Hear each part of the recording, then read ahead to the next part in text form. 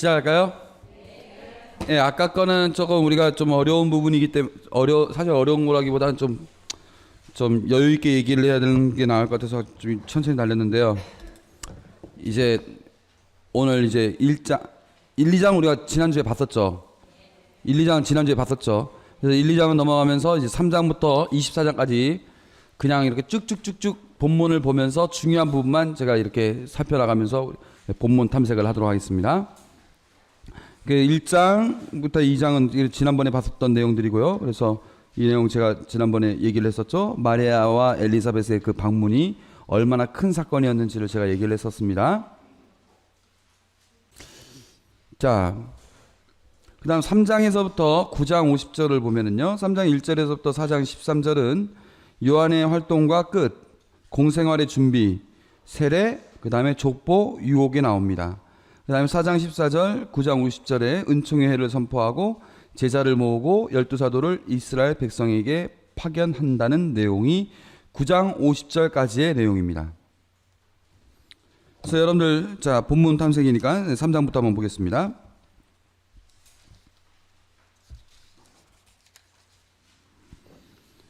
자, 드디어 활동이 시작되니까 제가 아까 말했던 거 나오죠. 3장 1절에 티베리우스 황제의 치세 제50년 15년 본시오 빌라도가 유다 통족으로 뭐 이렇게 나오죠. 예, 그 내용이 드디어 한 역사의 그 시작이 이렇게 나옵니다. 이거 이때만 나오는 것도 아니고요. 뭐 저기 다른 때도 뭐 비슷하게 나옵니다. 뭐. 예, 그 다음에 이제 요한이 옥에 갇히고 세례를 받으시고 예수님의 족보 3장 23절 한번 볼까요? 자, 예수님께서 30살쯤에 활동을 하셨고, 이거 하기 전에 예수님이 이제 뭘 했냐면 세례를 받으셨죠. 예, 그때 뭐가 내려오셨냐면 성령이 내려왔습니다. 자, 그 다음에 예수님께서 30살쯤에 활동을 시작하셨는데 사람들은 그분을 요셉의 아들로 여겼다 해가지고 쭉쭉쭉쭉쭉쭉쭉쭉쭉쭉 해서 아담까지 갔죠. 이게 몇 명이라고요? 77. 예, 그래서 마테오의 족보와 구분이 된다고 했죠. 그래서 족보 이야기를 하고 그 다음에 유혹받은 이야기를 합니다. 그래서 예수님이 진정 하느님의 아드님임을 이사이 이렇게 얘기를 하고, 그 다음에 이제 4장 14절에 가서 드디어 갈릴레아 전도를 시작하시다. 성령의 힘으로 갈릴레아로 돌아가셨다. 성령의 힘만 지니고 갔더니 이미 소문이 쫙 났어요. 그리고 4장 16절부터 나자렛에서 희년을 선포하시다. 이게 제가 뭐라고 했습니까? 출사표라고 했죠.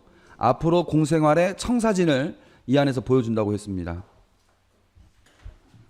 그래서 이거를 선포하니까 그때부터 무슨 일이 벌어졌냐면은 진짜로 가난한 이들에게 기쁜 소식을 전하시기 시작하셨고, 해방과 다시 보게 하시는 것, 뭐 이런 것들을 선포하시기 시작하시죠. 그게 이제 쭉 이어집니다. 그래서 4장 이후로 9장까지 그 12사도를 파견하면서 또 당신 스스로 그런 일들을 벌이시는 모습을 볼 수가 있습니다. 여기에 나와 있는 지리들을 보면은요, 자, 눈덩이들이 막 내려왔는데요. 여기는 나자렛입니다. 여기는 가파르나움, 여기는 벳사이다. 그다음에 여기는 가다라 지방. 아무튼 이게 다 갈릴레아 그 동네입니다. 물론 여기는 약간 이방인 지역이긴 하지만 그래도 거의 다 갈릴레아 지역이에요. 여기서 벗어나지 않았어요. 근데 그 마르코 복음에서는 어떻게 했냐면은 여기도 갔었죠. 티로, 여기도 갔어 또 시돈, 그 다음에 어디 있느냐, 여기 카이사리아 필리포, 여기도 갔었죠. 뭐 다른 지방도 갔었습니다. 이쪽에 데카폴리스, 이쪽에도 가셨죠. 그러니까 근데 여기서는 예수님 그런데 안 다니셔요. 딱 당신 계실 곳만. 그래서 마태오복음 여러분들 이거 직접 쓰시고 직접 찾아보시기 바랍니다. 15장 21절, 16장 13절, 마르코복음 7장 24절, 31절과 달리 전부 갈릴레아를 배경으로 한다. 마르코복음 5장 20절에는 데카폴리스가 나와 있는데 8장 31절에는 그게 없다. 8장 18절에 마르코는 8장 18절에는 카이사리아 필리포가 없다. 근데 마르코 복음에서 보면 똑같은 내용인데 있더라. 이런 것들. 중간 건 필요 없는 겁니다. 루카가 그린 이방인 지역을 루카는 이방인 지역을 오직 파스카 사건 이후, 그게 뭡니까? 예루살렘에서의 구원 사건. 예, 아까 제가 몇 번이고 얘기했던 나비 기억나시죠? 나비 넥타이. 그래서 예루살렘에서 탁 모아졌을 때 그때서야 이방인 지역으로 나가는 거지. 그 전에는 그런 게 안 나오는 거예요. 계속 그 구약에서의 전통 안에서 계속 이렇게 쭉 이쪽으로만 모아지는 겁니다. 이런 말을 얘기를 합니다. 신학자들이. 그 다음에 이제 갈릴레에서의 활동을 보면 나자렛에서 희년을 선포하시다. 자, 16절 보면은요, 이거 다 하려면 시간이 좀 애매하지만 그래도 일단 보면은요, 예수님께서는 당신이 자라신 나자렛으로 가시어 안식일에 늘 하시던 대로 회당에 들어가셨다. 그리고 성경을 봉독하려고 일어서시자 이사야 예언자의 두루마리가 그분께 건네졌다. 그분께서는 두루마리를 펴시고 이러한 말씀이 기록된 부분을 찾으셨다. 주님께서 나에게 기름을 부어주시니 주님의 영이 내 위에 내리셨다. 주님께서 나를 보내시어 가난한 이들에게 기쁜 소식을 전하고 잡혀간 이들에게 해방을 선포하며 눈먼 이들을 다시 보게 하고 억압받는 이들을 해방시켜 내보내며 주님의 은혜로운 해를 선포하게 하셨다. 제 동창신부가 이게 서품 성구입니다. 참 길죠. 무슨 사제생활을 얼마나 잘해보겠다고. 욕심도 많아요. 욕심도 많아. 주님께서 나에게 기름을 부어주시니 주님의 영이 내 위에 내리셨다. 주님께서 나를 보내시어 가난한 이들에게 기쁜 소식을 전하고 잡혀낸 이들에게 해방을 선포하고 눈먼 이들을 다시 보게 하고 억압받는 이들을 해방시켜 내보내며 주님의 은혜로운 은혜를 선포하게 하셨다. 외우기도 힘들어요. 저는 이렇게 안 깁니다. 누가 감히 우리를 그리스도의 사랑에서 갈라놓을 수 있겠습니까? 얼마나 편합니까? 근데 우리 동창 신부는 무슨 영화를 보겠다고 여기서. 근데 이게 예수님께서 당신의 공생활의 청사진을 이렇게 보여주시면서 나는 이렇게 하겠다는 내용을 보여주시면서 했는데, 아니 이런 얘기를 하니까 회당에 있는 모든 사람들의 눈이 예수님을 보는 거야. 근데 이게 뭐냐면 어떤 거냐면은 그때 당시에 나자렛 회당에서는 그 있는 사람들 중에 아무나지만 진짜 아무나가 아니라 그래도 좀 어느 정도 좀 성서에 대해서 좀 지식과 견문이 있는 사람들이 이렇게 와가지고 이렇게 그 본문을 읽어요. 성서 본문을 읽고 그거를 다시 그 아람어, 왜냐하면 히브리어를 그때 당시 사람들은 잘 모르니까 아람어 성경으로 다시 읽으면서 그러니까 히브리어 이 말은 이런 말이야라고 그러니까 이제 예를 들어서 뭐라고 하냐면은 표준말로 조선시대 표준말로 한양말로 그 글을 읽은 다음에 제주 사람들이 이 곰밥 먹은 소리를 잘 모르니까 개났예, 정조가예, 영해가지고예, 영했다가 그대로 번역하는 거예요. 근데 번역하면서 어떻게 하겠어요? 약간씩 섞겠죠. 뭔가 좀 설명이 좀 들어가고, 원래는 정조가 뭐 사또에게 어쩌고 저쩌고 하라고 했는데 개났예, 정조가예, 이 못난 사또를 예, 이런 식으로 해서 못난 자가 집어넣기도 하고 뭐 이런 식으로 하겠죠.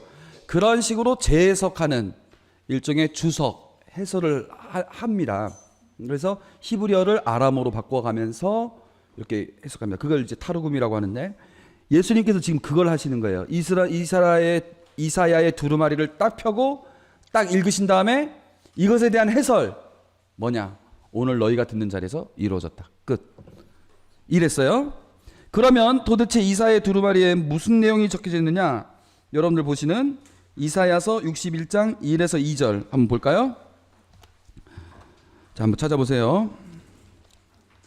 자, 누가 빨리 찾나 한번 봅시다. 제일 먼저 찾은 사람 찾았다고 해보시죠. 바쁘기 시작해. 전 벌써 다 찾았거든요.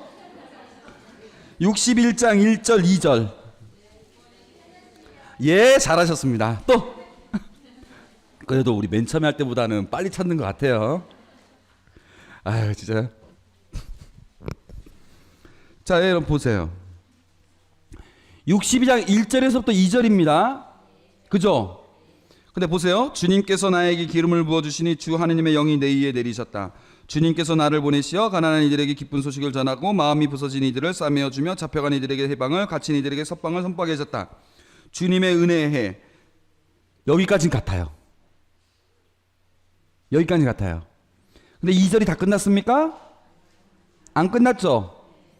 나머지 얘기할까요? 우리 하느님의 응보의 날을 선포하고 슬퍼하는 이들을 모두 위로하게 하셨다. 이거는 안 나왔어요. 응보의 날에 대해서는 안 나왔어요.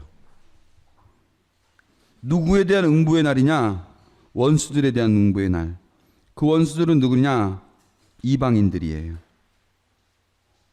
문맥을 이렇게 보세요.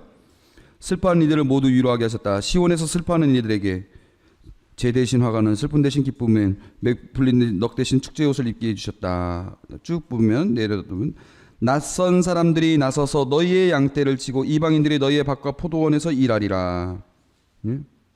너희는 민족들의 재물을 향유하고 그들의 영화를 이어받으리라. 예? 그래서 이 내용을 보면은 이 여기서 말하는 구원은 누구의 구원이냐? 온 인류의 구원이 아니라 이스라엘의 구원이고, 이스라엘이 구원받으면서 이방인들은 어떻게 되는 거예요? 이스라엘을 떠받드는 그런 엑스트라지. 여기서는 이방인들은 주인공이 아니에요. 근데 예수님은 어디까지 읽으셨어요? 딱 그 전까지. 주님의 은혜의 해까지 한 다음에 응보의 날은 안 나왔어요. 이방인들에 대한, 원수에 대한 응보의 날은 얘기 안 하시고 이루어졌다. 끝. 무슨 말인지 알겠어요? 이사야의 예언이 이스라엘 백성을 향한 예언이었지만 그 예언의 참다운 완성은 이스라엘 백성만이 아니라 이방인들에게까지도 전해지는 것이다. 이겁니다. 그래서 사람들이 예수님이 이사야 예언서를 막 읽다가 더 읽어야 될 것 같은데 다 안 읽었어요. 그 다음에 탁 접었어요. 사람들 다 보는 거예요. 왜 저러지? 다 보는 거예요. 예수님 어떻게 하죠? 오늘 너희가 듣는 이 자리에서 이루어졌다. 얘기하시고 무슨 얘기해요? 그 다음 무슨 얘기 나옵니까? 엘리야 얘기 들어봤니? 엘리사 얘기 들어봤니? 그들은 이스라엘을 위한 예언자였지만 과부를 살려준 건 그 과부는, 사렙타의 과부는 이방인 여자였어. 나아만 장수 고쳐줬지 그 사람은 이스라엘 백성이 아니라 이방인이었어. 이렇게 얘기를 합니다. 뭔 얘기입니까? 구원은 너희들만을 위한 것이 아니야. 구원은 모든 이방인들을 위한 것이야. 예. 이렇게 얘기하는 거예요. 나자렛 사람들이 얼마나 화가 났겠습니까? 아니 이것이 지금 성서의 내용을 다 안 읽어서 왜 그런가 봤더니 이방인들을 위한 응보의 날을 생각도 안 할 뿐만 아니라 이방인들까지도 구원돼야 된다고 지금 얘기하는 거다. 도대체 뭔 얘기냐? 말이 안 된다. 이러는 거예요. 볼까요? 제 내용을 한번 볼까요? 자, 루카복음 4장 20절. 두루마리를 맞아 시중들은 이에게 돌려주시고 자리에 앉으시니 회당에 있던 모든 사람의 눈이 예수님을 주시하였다. 예수님께서 그들에게 말씀하기 시작하셨다. 오늘 이 성경 말씀이 너희가 듣는 가운데서 이루어졌다. 그러자 모두 그분을 좋게만 하며 그분의 입에서 나오는 은총의 말씀에 놀라워했다. 그러면서 저 사람은 요셉의 아들이 아닌가라고 얘기했는데 예수님께서 뭐라고 하느냐면은 자, 내가 가파르나움에서 하였다고 우리가 들은 그 일들을 여기 내 고향에서도 해보아라 할 것이다. 그리고 어떠한 예언자도 자기 고향에서는 환영을 받지 못한다. 내가 참으로 너에게 말한다. 3년 6개월 동안 하늘이 닫혀 온 땅에 큰 기근이 들었던 엘리야 때에 이스라엘의 과부가 많이 있었다. 그러나 엘리야는 그들 가운데 아무에게도 파견되지 않고 시돈 집안 사레타의 과부에게만 파견되었다. 엘리사 예언자 시대에 이스라엘에는 나병 환자가 많았다. 그러나 그들 가운데 아무도 깨끗해지지 않고 시리아 사람 나아만만 깨끗해졌다. 그러니까 이들은 이 사람이 우리에게 좋은 일 많이 해주겠지 했는데 아니다. 나는 이방인들 모든 민족들을 위해서 온 것이다. 이렇게 얘기하는 것이죠. 그래서 화가 나가지고 벼랑 끝까지 끌고 가서 거기서 떨어뜨리려고 했지만 예수님께서는 그들 한가운데를 가로질러 떠나시게 됩니다. 그러면 예수님께서 이렇게 하시겠다는 얘기지만은 이게 이 말씀이 바로 이 자리에서 이루어졌다고 했죠. 예. 이루어진 겁니까? 안 이루어진 겁니까? 이루어졌어요? 가난한 이들이 기쁜 소식이 전하게 되고 잡혀있는 이들이 해방이 선포되고 눈먼 이들이 다시 보고 월급 받는 이들이 해방시켜 보내졌습니까? 이루어진 것이기도 하고 안 이루어진 것이기도 합니다. 제가 뭐라고 썼냐면은 듣는 가운데서 듣는 이가 있으면 이루어지고 듣는 이가 없으면 안 이루어지는 겁니다. 근데 어떻게 됐어요? 나자렛에서는 오늘 너희가 듣는 가운데서, 근데 너희들은 듣지 않았기 때문에 이루어지지 않는 겁니다.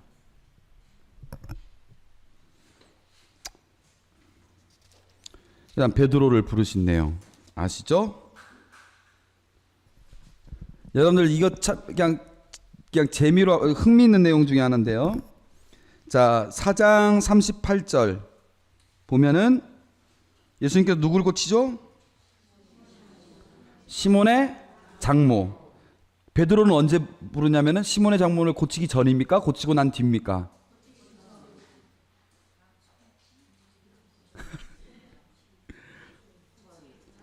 루카복음에서는 베드로의 장모를 고치고 난 다음에 부르신 거예요.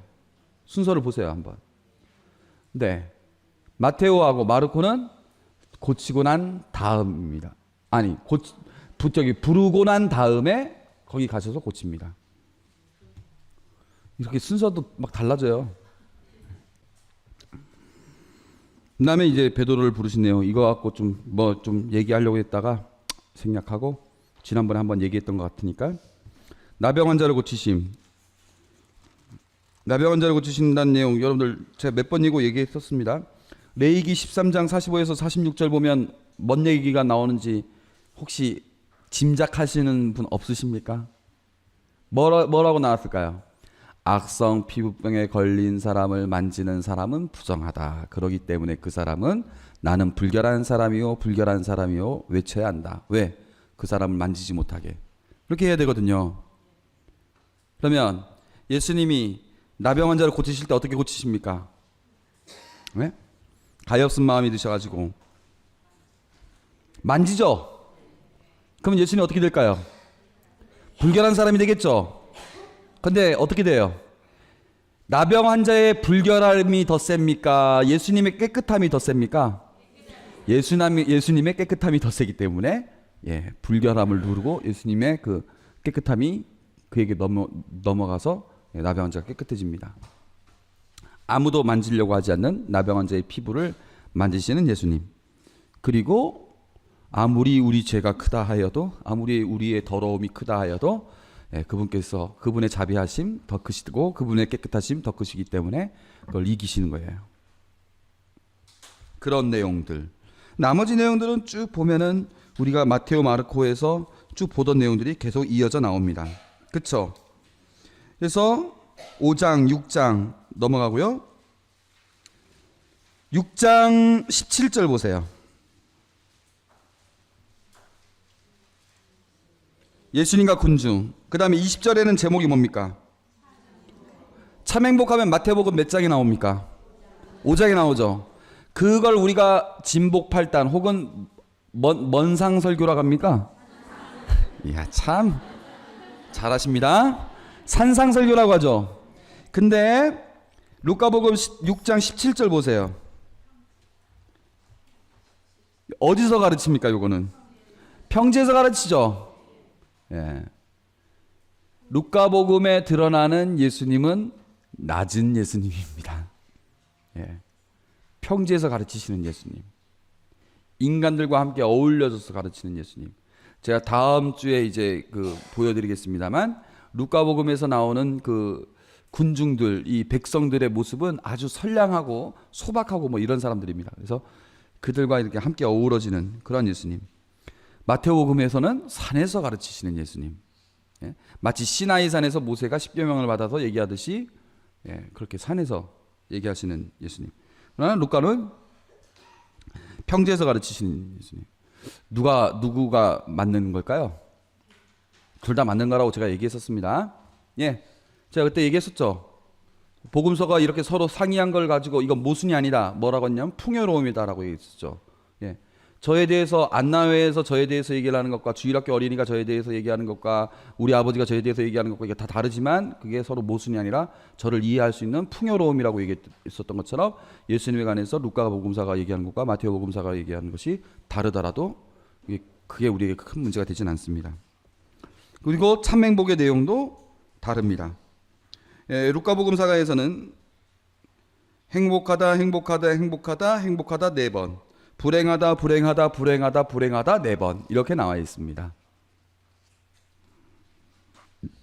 그리고 루카복음에서는 행복하여라 가난한 사람들, 근데 마테오에서는 행복하여라 마음이 가난한 사람들 이렇게 나와 있어요.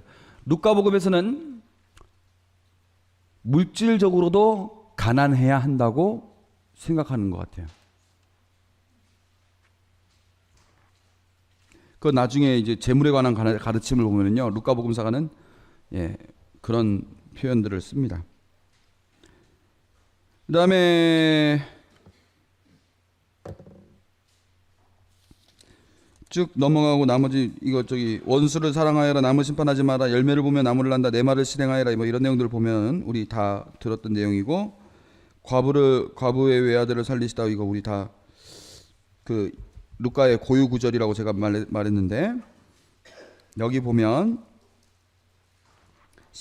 7장 그냥 7장 13절 보면 이렇게 나와 있죠. 주님께서는 그 과부를 보시고 가엾은 마음이 드시어 그에게 이렇게 나와 있죠. 가엾은 마음이 스프랑크니조마이라고 하는 원어인데요. 스프랑크니조마이라는 이 말은요 무슨 뜻이냐면요 내 안에 있는 내장 있죠. 내장이 막 움직이는 거를 말하는 거예요. 내장이 움직이다 이런 뜻입니다. 가엾은 마음이 들다 이거는 의역입니다. 직역을 하면 내장이 움직이다. 조금 세련되게 직역하면 뭐겠습니까? 애가 끓다, 오장육부가 뒤집히다 뭐 이런 식으로 우리가 더 직접적으로 애간장이 타다 뭐 이런 식입니다. 하여튼 이 대장 소장이 움직이는 걸 얘기해요. 대장 소장. 그러니까 예수님께서 여기 보시면 어떻게 나와 있어요? 예수님께서 그 고을 성문에 가까이 이르셨을 때 마침 사람들이 죽은 이를 메고 나오는데 그는 외아들이고 그 어머니는 과부였다. 고을 사람들이 큰 무리를 지어 그 과부와 함께 가고 있었다. 주님께서 그 과부를 보시고 가엾은 마음이 드시어 그에게 울지 마라 하고 이르시고는 앞으로 나아가 관에 손을 대시자 메고 가던 이들이 멈추어 섰다. 그러니까 이때 예수님의 마음이 이 가엾은 마음이 그런 겁니다. 이 가엾은 마음이라는 이 표현은요 요한복음엔 안 나오고 공간복음에만 나옵니다. 근데 이제 글씨 너무 작아서 안 보이죠.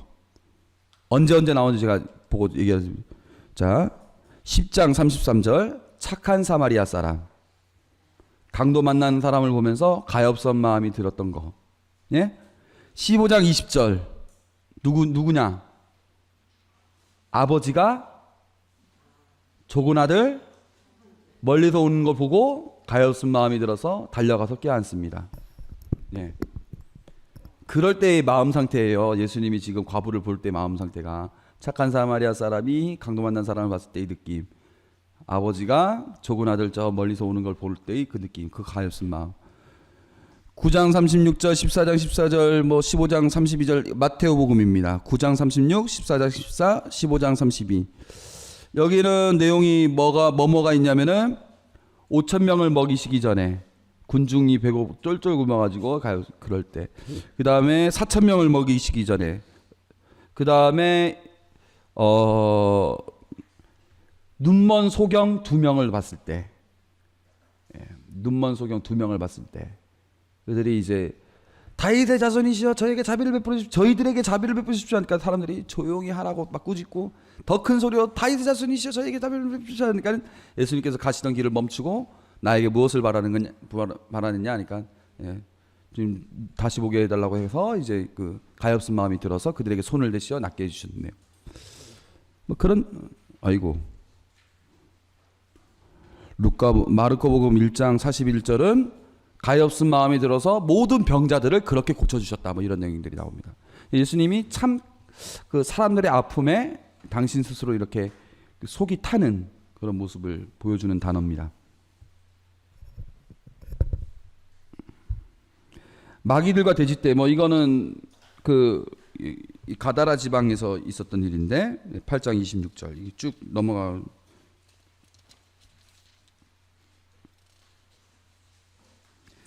그 게라사라고 나왔군요.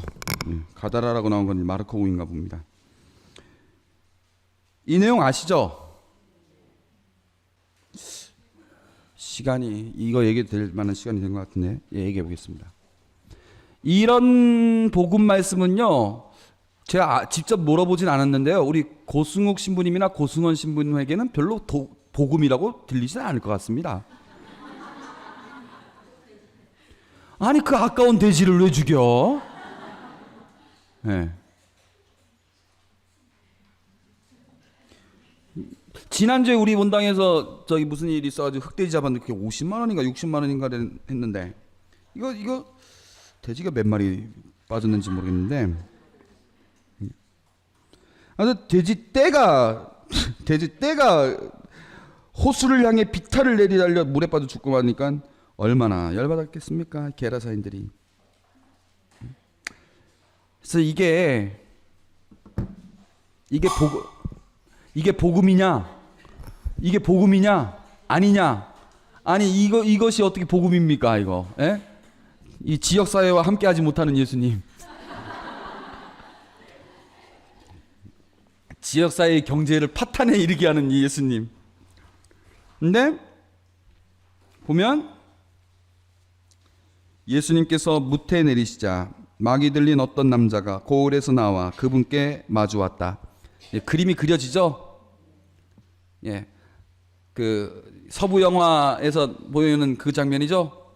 예, 주인공이 이렇게 나타나고 나쁜 놈이 이렇게 쭉 나타나서 손은 이제 권총 쪽으로 이렇게 가는 거지, 이렇게 하면서 보면서. 그는 오래전부터 옷을 입지 않았을 뿐만 아니라 집에 있지 않고 무덤에서 지냈다. 무덤은 누가 사는 데입니까? 죽은 이들이 살아가는 거죠. 죽은 이들이, 예? 불결한 이들이 살아가는 것이 무덤입니다. 살아있는 사람은 무덤에서 사는 게 아닙니다. 예. 그러니까 이쪽은 누굽니까? 생명의 원천이신 예수님이 나타나시고, 이쪽에서는 죽음을 상징하는, 제가 지난번에도 마르코복음 설명할 때도 항상 기적을 죽음과 부활 이걸 항상 제가 몇 번 얘기했는데, 마찬가지로 여기서도 생명의 원천이신 예수님이 쫙 나타나고 죽음의 문화에서 오는 한 존재가 나와요. 이렇게, 예, 무덤에서부터 이렇게 나와요. 무덤에서만 살았던 이 사람은 마을에서 뭘 하느냐? 예? 마을에서 이 사람이 보여주는 거는 이 죽음의 문화, 더러움의 문화, 그걸 계속 보여주는 겁니다. 이 마을은 그런 마을인 거예요. 지극히 높으신 하느님의 아드님, 당신께서 저와 무슨 상관이 있습니까? 당신께 청합니다. 저를 괴롭히지 말아 주십시오. 예수님께서 더러운 영에게 그 사람에게서 나가라고 명령하셨기 때문이다. 더러운 영이 있어야 될 곳은 깨끗한 곳이 아니라 더러운 영이 있어야 될 곳은 더러운 곳입니다. 더러운 영이 있어야 될 곳은 더러운 곳입니다. 그러면 더러운 영이 있어야 될 곳은 사람이 아니라, 사람은 하나님의 성전이 되어야 하는 것이죠. 사람은 그 더러운 영이 머물러야 되는 장소가 아니에요. 그럼 어디로 가야 되느냐? 예, 그래서 마귀들은 예수님께 지하로 물러가라는 명령을 내리지 말아 달라고 청했다. 근데 마침 그 산에는 노하기를 많은 돼지떼가 있었다. 그래서 마귀들이 그 속으로 들어가도록 허락해 달라고 청하니까, 예, 마귀들이 돼지들 속에 들어간 것이죠. 이 돼지는 그때 당시 불결한 짐승으로 취급받았던 겁니다. 그러니까 다 본래 자리로 드디어 돌아간 겁니다. 사람은 사람의 형태로 남고, 마을은 죽음의 문화가 사라지고, 무덤에는 죽은 사람들이 살게 되는 것이고, 더러운 영은 돼지한테 들어가서 죽게 되는 것이고, 모든 게 다 정상화가 됐는데 정작 그것이 마음에 걸리는 것은 게라사인들밖에 마음에 걸리고. 지금 이 내용을 다시 뒤집어서 얘기한다면 예수님은 한 사람의 영혼의 구원을 위해서는 돼지 수백 마리도 아깝지가 않은 거예요. 모든 피조물보다, 여러분들 그런 얘기 들어보셨죠? 나는 온 우주보다 너를 더 사랑한다고. 그런 얘기 들어보셨죠? 그런 걸 단적으로 보여주는 예입니다. 지역사회와 어우러지지 못하는 예수님이 아니라. 그런데 게르사인들은 그걸 몰라요. 뭐 이런 거. 예, 그래서 이 3장에서부터 9장은 다 이 갈릴레아 그 호수 주변에서 이루어진 일입니다. 그 다음에 예루살렘으로 가는 여정을 보면은요, 9장 51절. 마음을 굳히셨다. 그래서 보면은 이 곧잘 계속 이런 내용이 나오는 겁니다. 내가 받아야 할 세례가 있다. 이 일이 다로 이루어질 때까지 내가 얼마나 짓눌릴 것인가. 자, 여러분, 예수님 세례 받았습니까? 안 받았습니까? 근데 또 이 내용 말하는 건 뭡니까? 예? 이때 이 세례는 뭡니까? 너무 뻔하죠? 십자가에서의 죽음과 부활. 우리 세례는 항상 죽음과 부활 아닙니까? 예? 내가 옛 삶에서 죽고 새 삶으로 태어나는 것. 그다음에 예루살렘. 그러니까 항상 이 날을 기다리면서 항상 예수님께 가시는 거죠. 이 내용이 이제 파스카 향하는 여정 10장에 걸쳐서 있는 겁니다. 그래서 이 길이라는 말이 계속 나와요. 여정, 이 길. 자, 보면은요. 여러분들 한번 제목만 이게 얼른 한번 처음 9장 51절부터 19장 27절까지 제목만 보겠습니다. 예수님을 받아들이지 않고 예수님을 따르려면 가르침이죠. 이런 데 두 제자를 파견하시다. 회개하지 않는 고을들 하나의 가르침이죠. 이런 두 제자가 돌아오다. 하느님 아버지와 아들 이것도 하나의 가르침이죠. 가장 큰 계명 가르침이죠. 착한 사람 사마리아 사람의 비유 가르침이죠. 마르타와 마리아를 방문하시다. 일종의 가르침에 더 가깝죠. 기적이나 행적보다도 주님의 기도 가르침이죠. 끊임없이 간청하여라 가르침이죠. 청하여라 찾아라 문을 두드려라 가르침. 예수님과 베엘제불 이것도 논쟁인데 결국에는 이적사화가 아니라 가르침. 되돌아온 악령 가르침. 참행복 가르침. 요나의 표징 가르침. 눈은 몸의 등불 가르침. 바리사이들과 율법교사를 꾸짖으시다. 이것도 거의 가르침. 바리사의 누룩을 조심하다 가르침. 쭉 계속 보겠습니다. 167페이지까지 가르침. 168, 169페이지까지 다 가르침 맞죠? 171페이지까지 가르침 딱 하나 안 나왔네. 등급은 여자를 안식일로 고쳐주시다. 이거는 그래도 가르침은 아니네요. 그나마 이적사와 하나. 비유. 그 다음에 14장에 2개 나왔죠. 수종을 앓는 일을 안식일에 고치다. 2번. 그 다음에 계속 가르침이죠. 15장, 16장. 계속 여러분들 제목 보고 계시죠? 17장, 18장. 그 다음에 19장에 이제 자케오 이야기 하나. 눈머리를 고친 거, 자케오 이야기. 그거 말고는 거의 다 뭐예요? 지금 가르침과 행적 중에 어느 게 더 많아요? 가르침 훨씬 많죠. 여러분 보시기에도. 그러니까 예루살렘으로 가는 여정이라고 말은 나와 있는데 예수님께서 예루살렘에 가시는 길에 하면서 그 길에서 무슨 일이 벌어졌냐 보다도 그 길에서 예수님께서 무슨 말씀을 하셨느냐가 나와요. 그 얘기는 뭐냐? 예루살렘으로 내가 이제 가는데 이 길을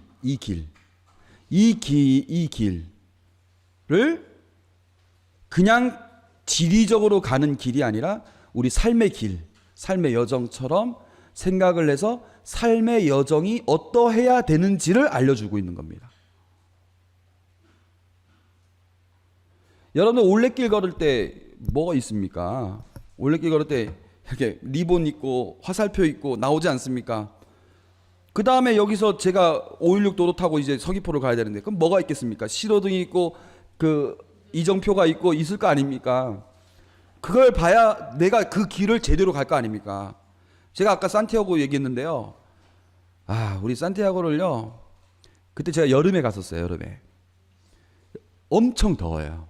그래서 12시 1시쯤 되면 좀 걷기가 좀 힘들어요. 근데 아주 그래도 다들 무식하게 걷지만 저희는 그렇게 안 했어요. 저는 혼자 걷기 시작했는데 아까도 얘기했지만 사람들이 막 붙어가지고 여러 명이 이렇게 걷는데 근데 이제 우린 그러지 말자. 우린 도저히 못 산다.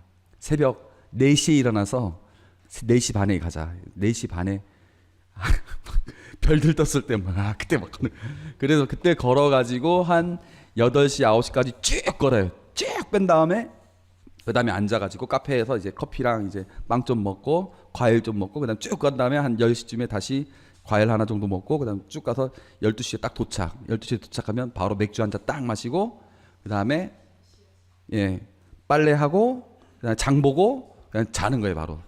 그다음에 저녁에 딱 일어나 가지고 저녁에 이제 뭐 저녁밥 보고 저는 뭐 미사하고 뭐 이렇게 해서 저녁해서 뭐 와인 한 잔 하고 바로 또 자는 거예요. 한 8시나 9시쯤에. 그다음에 이제 다음 날 다시 4시 반에 일어나가지고 가는 그렇게 하는데 근데 우리가 4시 반에 간다는 게 이제 다른 나라 사람들한테 막 소문이 났어요. 소문이 났어. 야, 너네 내일 4시 반에 간다며? 우리도 갈게. 그래. 같이 가는데 아무리 걸어도 뭔가 느낌이 이상한 거예요. 어두워도 우리는 알거든요. 이게 느낌이 이때쯤이면 화살표가 분명히 나와야 되는데 안 나와요. 그래서 막 가다가 이 길이 맞다 아니다 맞다 아니다 막 하는데 그 외국애가 이 길이 맞다니까 우리는 아닌 것 같은데 알고 보니까 이 길이 아니었어요. 예? 좀 동이 좀 트니까 이제 주변 사람들이 그 스페인 사람들이 마을 사람들이 보니까 여기 산티아고 가는 길 이 길이 맞냐고 하니까 아니야 너네 지금 가려면 이렇게 돌아가서 저쪽으로 가야 돼 하니까 어떻게 합니까 그러면 그 빠른 길 없으니까 이 산 한 번만 넘으면 언덕 한 번만 넘으면 된다고 해서 한 사라봉보다 좀 더 높나 그 정도 한 데를 이렇게 넘어서 다시 돌아서 이렇게 갔어요. 뭡니까 이제 산티아고로 가는 길이 있지만 그 길을 이렇게 가야 되고 이렇게 해야 되고 이렇게 하지 말아야 되고 이렇게 해야 되고 그 표시가 있는데 우리는 동새벽부터 출발해가지고 그게 눈에 안 보였던 거죠. 아무튼 정말 조직적이었거든요 그때. 우리 나름대로는 그 한양대 다니는 그 대학생이 있었어요. 키가 이만했어요. 그 친구가 후레쉬를 들고 탁 가면서 여기입니다 저기입니다 딱 잡으면 뒤에서 딱 확인하고 우리 나름대로 조직이 있었는데 그 외국애가 괜히 껴가지고 이쪽에만 또 계속 우기니까 우리 또 귀가 얇아가지고 또 외국말로 하니까 또 진짜 같아가지고 있어 보이잖아요 또. 예수님이 여기서 보면은 예루살렘으로 가는 여정이라고는 나와 있지만 여정에 대해서 무슨 일이 벌어졌느냐 보다도 예수님께서 하신 말씀이 뭐였냐 이것만 나왔는데 그 내용들은 이렇게 해라 저렇게 하지 마라 저렇게 하면 안 된다 이렇게 하는 것이 낫다. 이 얘기는 뭡니까? 우리도 예루살렘을 향해서 누구나 다 걸어간다. 그 길을 걸어가는 데 있어서 우리도 이렇게 살면 안 되고 저렇게 살고 이렇게 살고 저렇게 살고 이렇게 해야 제대로 간다는 이정표를 얘기해 주는 겁니다. 마치 마태복음에서는 설교가 몇 번 나왔죠? 몇 개? 마태복음 설교 몇 개? 이야 정말 기억 안 납니까? 참으로 기가 막히고 정말 코가 막히는 일입니다 진짜. 아니 마태복음사가는 그 모세오경에 준하게 마태복음은 그 예수님의 모든 것이 모세오경에 준하게 이런 것이다 라고 해가지고 몇 개? 5개. 그 대설교집이 있지 않습니까? 기억 안 납니까? 안 납니까? 정말 당연하게 네 이러는데 상상설교 그다음에 파견설교 그다음 비유설교 뭐 공동체 설교 그다음에 마지막 종말론 설교 이렇게 있지 않습니까? 이게 점점 이 설교의 내용이 점점 이스라엘 백성에서 맨 처음엔 전체를 향해서 그다음에 이스라엘 백성에서 이제 그 교회 공동체를 향해서 가는 설교로 바뀌어 나가지 않습니까? 그다음 마지막 우리의 삶의 끝까지. 그래서 우리가 가르침들을 이렇게 받아가는데 루카복음에서는 오히려 그런 가르침들이 어떤 면에서는 이 여정 안에 다 이렇게 큰 설교지처럼 되어 있다고 볼 수 있습니다. 야, 진짜 시험 한번 더 해버릴까? 그 다음에 여러분들 이 기도하시는 예수님 11장 1절 보세요.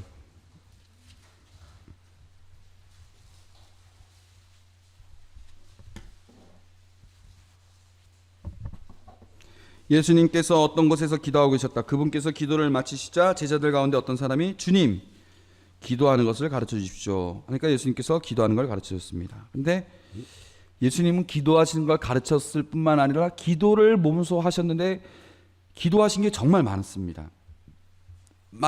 이 루카복음은요 다 기도입니다. 다 기도 진짜. 이거 3장 21절 예수님께서 세례를 받고 나오실 때 기도를 하고 계셨다 이 표현이 나오고, 예. 세례를 받고 기도를 하시는데, 이거 똑같은 병행 구절인 마테오와 마르코에는 예수님께서 기도를 하시는데라는 표현이 이럴 때 안 나옵니다. 잘 5장 16절, 6장 12절, 9장 18절, 그 다음에 28에서 29절, 그 다음에 10장 21절, 11장 1절, 22장 32절, 40절에서 30절에서 60절, 23장 34절, 46절. 예수님께서 기도를 하고 계실 때, 예수님께서 기도를 하고 계셨다. 예수님께서 외딴 곳에서 기도를 하고 있었는데, 기도를 한다는 내용이 계속 나와요. 그래서 루카복음사가는 이 기도하시는 예수님을 항상 나옵니다. 그래서 제가 다음에 루카복음 문제 낼 때는 이 기도가 한번 나올 겁니다. 똑같은 구절인데 이 기도하시는 부분이 나오면 이거는 루카복음에 가깝겠구나 이렇게 하시면 돼요. 되찾은 양의 비유 15장 1절에서 7절, 그 다음에 15장 11에서 32절. 15장은요 잃어버린 것 찾는 시리즈입니다. 자, 보면은 되찾은 양의 비유, 되찾은 은전의 비유, 되찾은 아들의 비유. 그러니까 되찾은 어떤 것의 시리즈입니다. 근데 이거 15장 보면은 예수님께서 비유를 들어 말씀하시죠. 너희 가운데 어떤 사람이 양 100마리를 가지고 있었는데 그 중에 한 마리를 잃으면 99마리를 광야에 놓아둔 채 잃은 양을 찾을 때까지 뒤쫓아가지 않느냐, 이렇게 물으셨어요. 그럼 우리는 뭐라고 합니까? 미쳤습니까? 아니요, 이래야 되는 거 아닙니까? 아니, 어떻게 99마리를 광야에 놔두고 어떻게 잃어버린 한 마리를 찾으러 갑니까? 이래야 되는 거 아닙니까? 예수님께서 너희 가운데 어떤 사람이 양 100마리를 가지고 있었는데 그 가운데 한 마리를 잃으면 99마리를 광야에 놓아둔 채 잃은 양을 찾을 때까지 뒤쫓아가지 않느냐. 예? 뭐라고요? 이래야 되는데 그러지 않습니다. 예수님은 그런다는 거예요. 이게 왜 그러느냐? 이스라엘 사회에서는 목동들이 혼자 안 돌아다닙니다. 둘이나 셋이 이렇게 목동들이 그 팀을 짜서 가기 때문에 양들이 이렇게 있다가 이 폭이 이렇게 있어요. 이렇게 들 같기도 하고 절벽 같기도 한 이렇게 돼 있어요. 그럼 거기를 이렇게 쭉 위로, 아마 가신 분들은 알 겁니다. 약간 능선처럼 이렇게, 그러니까 이제 산이 이렇게 돼 있어요. 이렇게. 그럼 그 위쪽으로 이렇게 풀들이 있으면 그쪽으로 따라서 쭉 갑니다. 가는데 이제 그거를 가다 보니까 이제 어떤 양들은 절벽 밑으로 자꾸 막 내려가는 거예요. 그래서 이제 만약에 딱 이러면은 그 목동들은 딱 거기 있고 한 명의 목동이 가서 찾아오는 거죠. 그런 시스템인 것 같습니다. 그러니까 그러지 않느냐라고 하니까 그렇지 이렇게 들었을 겁니다 아마. 그런데 근데 이제 학자들은 뭐라고 하냐면 굳이 그러한 배경이 아니더라도 여기서 보면 그 잃어버린 아들의 비유와 우리가 연결시켜서 봤을 때 예수님의 눈에는 누가 들어오느냐? 울타리 안에 있는 양, 우리의 그 가시권 안에 있는 양, 누가 뭐라고 하지 않아도 그냥 알아서 그 법을 다 듣는 그런 착한 양, 더 이상 회개할 필요가 없는 양, 더 이상 회개할 필요 없는 양이 눈에 들어오지 않고 당장 죽어가는 양이 눈에 들어오는 그러한 예수님의 마음을 강조해야 될 부분이다. 뭐 이렇게 얘기를 합니다. 그래서 설사 이 양들이 어떻게 되는지에 대해서는 목동은 아예 그것보다도 잃어버린 양에 정말 온 힘을 다하는, 그러지 않겠냐, 그런 내용을 말하는 것이 아니겠느냐, 뭐 이렇게 얘기를 합니다. 아무튼 뭐 이런 배경으로 여러분들이 얘기할 수 있겠고요. 되찾은 아들의 비유. 예, 뭐 이 내용은 그림 아시죠? 그래서 이건 뭐 다음 기회에 설명하겠습니다. 뭐 설명이라기보다도 그냥 뭐 이 그림 감상 좀 하려고 했는데, 이 아버지고 이 아들이고 이 누굽니까? 큰아들이죠. 큰아들인 건 어떻게 알죠? 안 닮았습니까? 옷 입은 거랑 얼굴 안 닮았습니까? 붕어빵이죠. 근데 느낌이 달라요. 느낌이. 왜요? 죄인을 위해서부터 내려다보는 큰아들, 예? 무표정한 채. 근데 죄인인 아들을 마치 소경처럼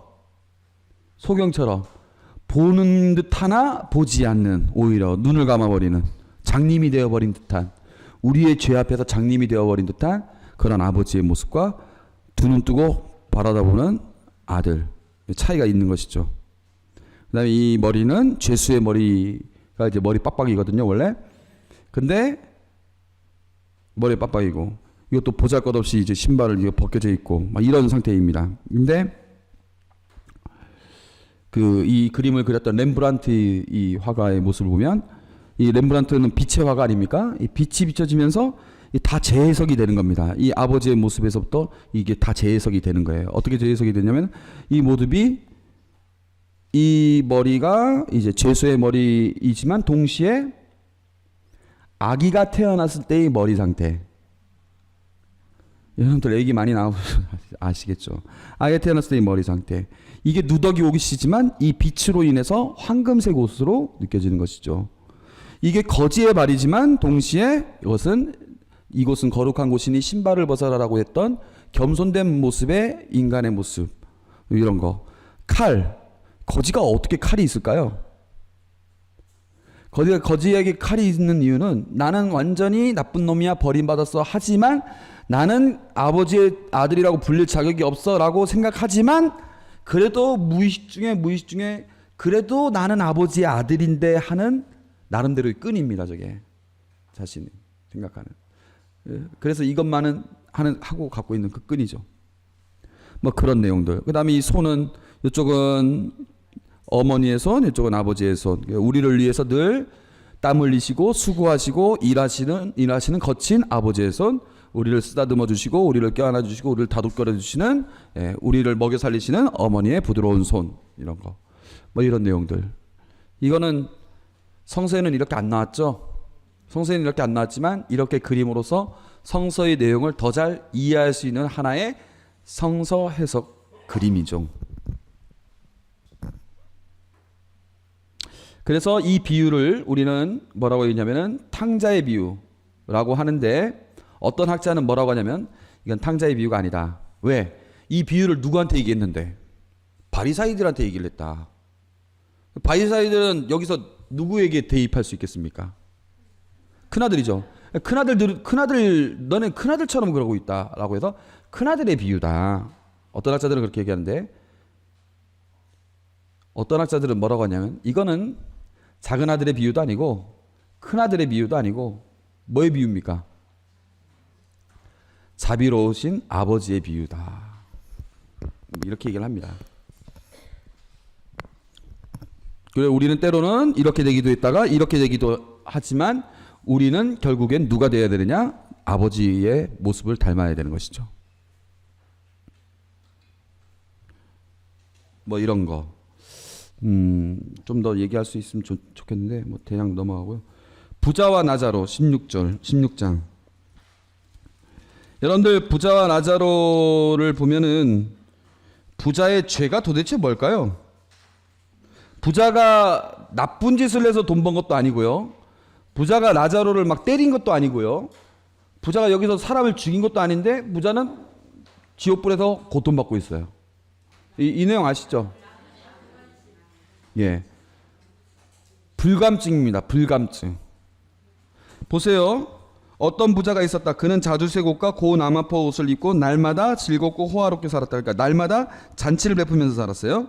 그의 집 대문 앞에는 나자로라는 가난한 이가 종기투성이의 몸으로 누워 있었다. 그는 부자의 식탁에서 떨어지는 것으로 배를 채우기를 간절히 바랐다. 그러나 개들까지 와서 그의 종기를 할권하였다.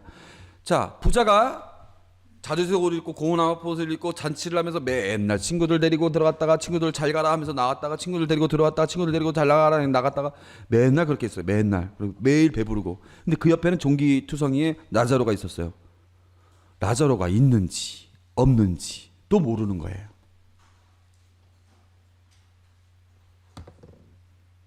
그게 죄라는 거죠. 뭐 이것에 대한 또 다른 해석은 있겠지만 제가 다음에 혹시 시간 되면 얘기하고. 그 다음에 예루살렘에 입성하고 성전에서 논쟁과 가르침, 순환과 죽음, 부활과 승천 이렇게 있습니다. 예루살렘에서 이제 19장에 들어가면 바로 이런 순서대로 되는데 마테오, 마르코, 루카 거의 비슷합니다. 다만 루카복음에서는 이제 그 헤로데 왕을 잠깐 찾아가는 내용이 나오죠.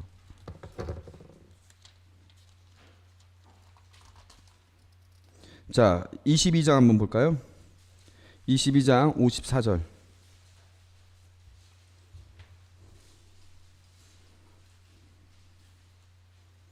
여러분들 예수님 순환을 이게 자꾸 읽다 보면 순서가 머릿속으로 이렇게 쭉 나옵니다.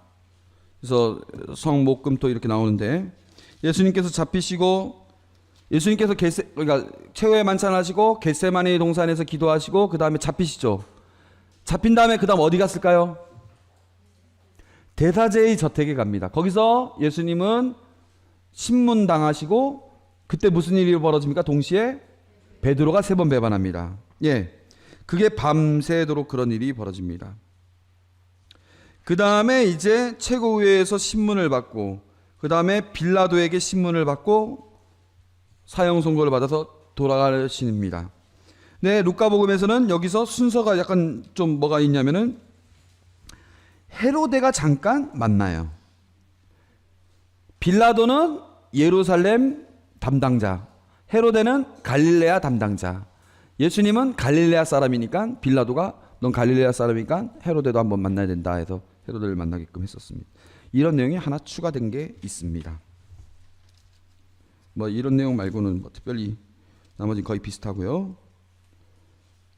그다음 부활 내용 중에 여러분들 뭐 나머지는 이렇습니다. 그래서 루카복음 우리가 3장에서부터 24장까지 대략적으로 중요한 부분들은 다 봤습니다. 중요한 부분이라기보다는 그냥 제가 봐서 여러분들과 나누고 싶은 내용들 중심으로 봤고요.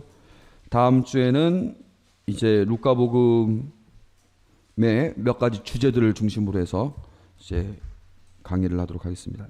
질문 있습니까? 네, 없으면 다음 주에 또 뵙겠습니다.